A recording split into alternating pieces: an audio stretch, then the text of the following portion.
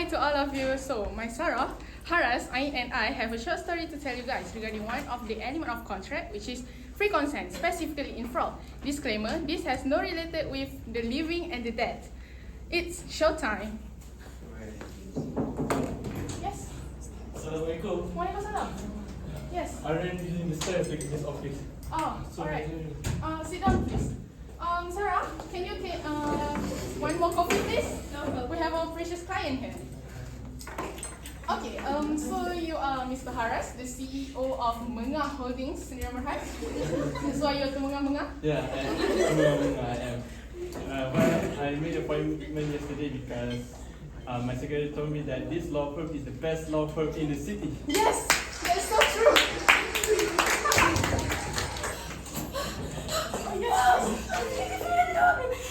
I was excited to meet the lawyer. We're so excited for this! We're really excited!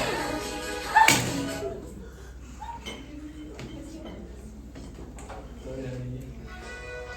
McDonald's, the tastiest coffee ever, made by me. You? You.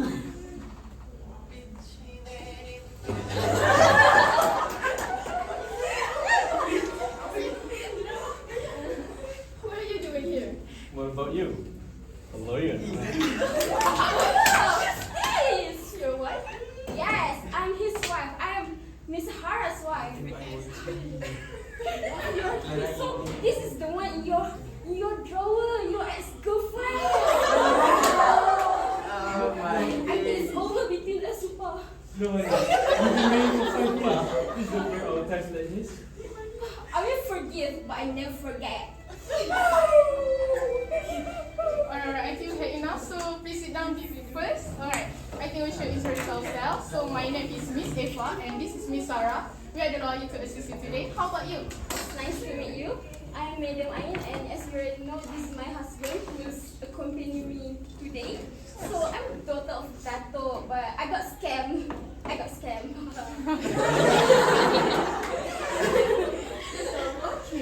So tell us what really happened that you're both here. Okay, let me start with Umar kita Al-Fatihah first.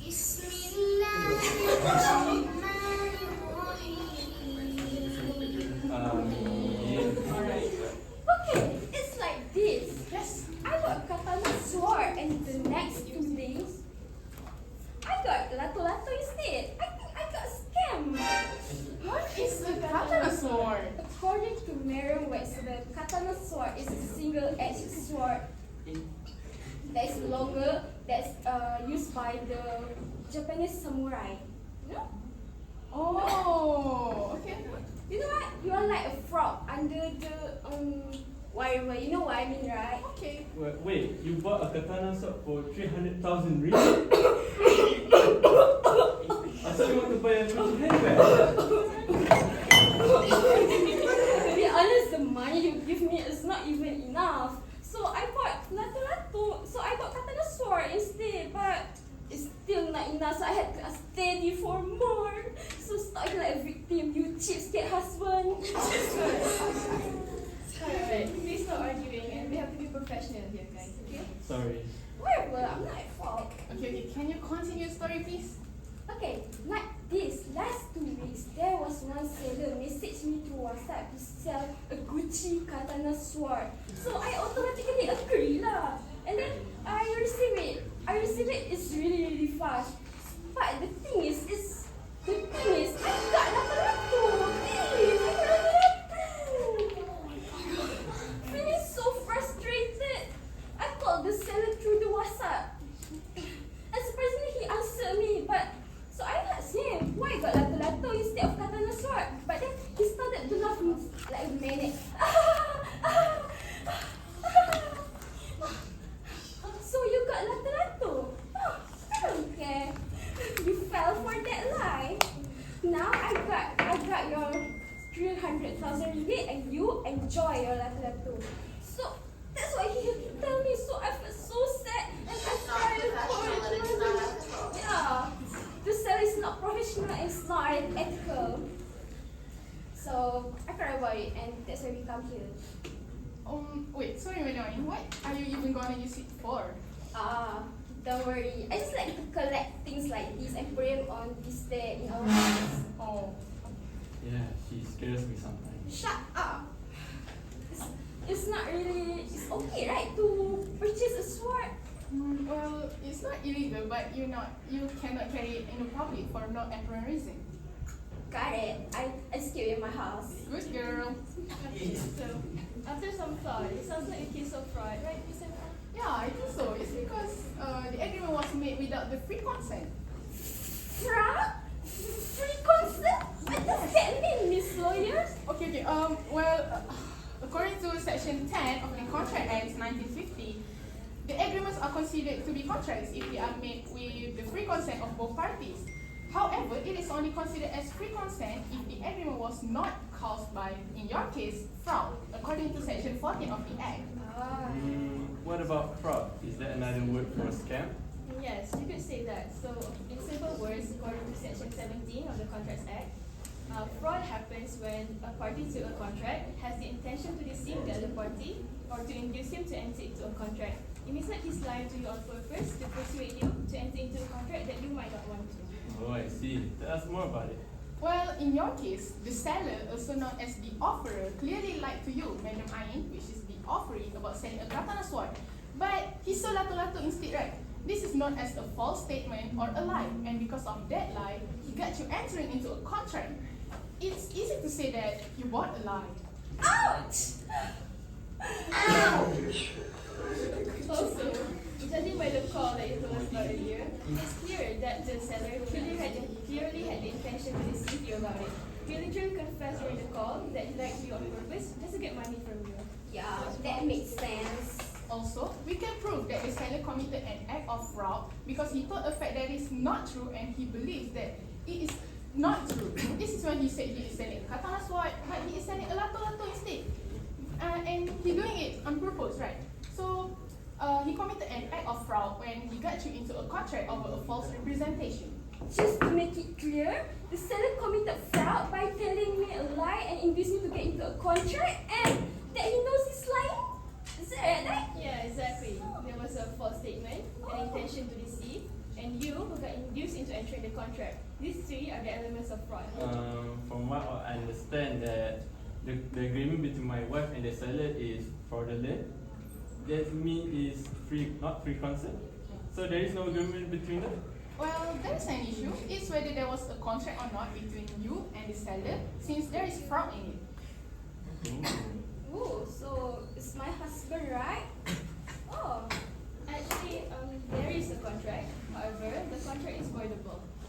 I see. But what does voidable mean now? I don't understand. Wait, before we continue, will I know what is the difference between fraud and misrepresentation?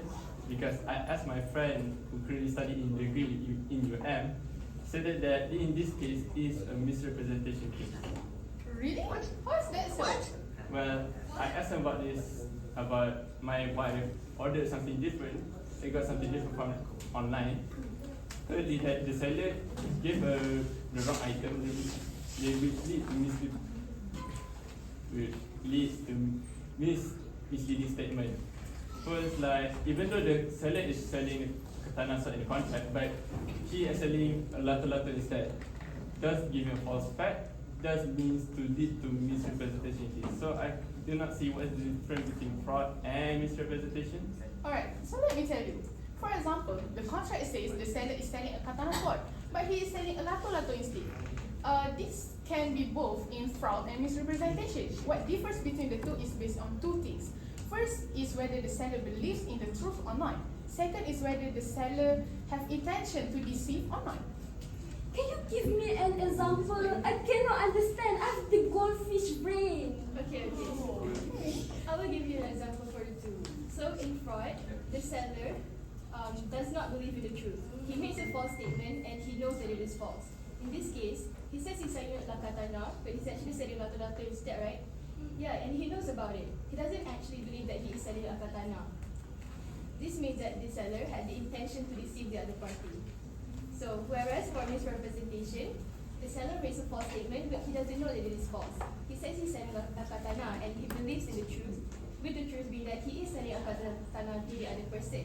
However, he says lato-lato instead, but he doesn't even know about himself. It means that he has no intention to deceive the other party.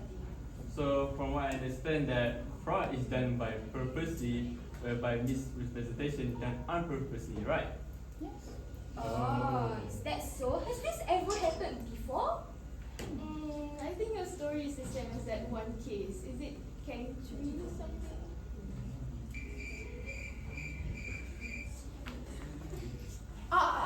Yeah, I know. It's Kang Chilian and Wong tak tahu? Yes, that Yes. one. So I will explain about the case. So the respondent, he bought half a share of a piece of land from the appellant, and eventually he was convinced to sign a second contract under a false representation that the size of the land being transferred is similar to that of the land that the respondent had agreed to purchase under the first contract.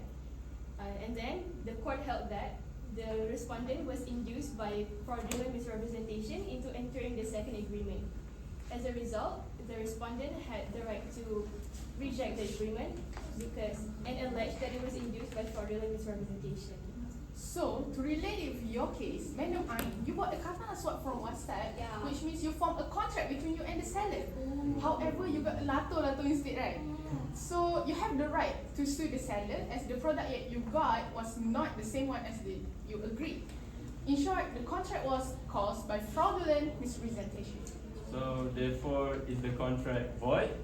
No, the contract is not automatically void. However, it is voidable, which is stated under Section 19, subsection 1 of the Contracts Act 1950, which says that when consent to an agreement is caused by fraud, the agreement is a contract voidable at the option of the party who gives the consent. Yes. By virtue of Section 2, paragraph I, a voidable contract means that the agreement is enforceable by law at the option of one of the parties. So what can I do now? There are two options that you can take. You can either choose to continue the contract and claim damages, or you can revoke the contract and claim damages. The agreement between you and the seller are still valid and binding until you choose to cancel it. Yeah, so what will you do now, Madam Ani? What do you think, Pa? I agree whenever you choose to make. But if you want to cancel out continue the contract, you can claim damages in the way. I will continue the contract anyway. This letter doesn't seem so bad. You get annoying at home. I'm gonna go now. Where are you going? Next destination, Charlie Card to settle things between us, Pa. What do you mean? Hi. Thank you so much, Miss Lawyer. Thank you so much for settling things between us. Yeah, thank you for visiting us as well. I'm so glad to know such a wonderful couple like you guys. Nar. Nar. Bye. Wait for me, Annie. Yeah.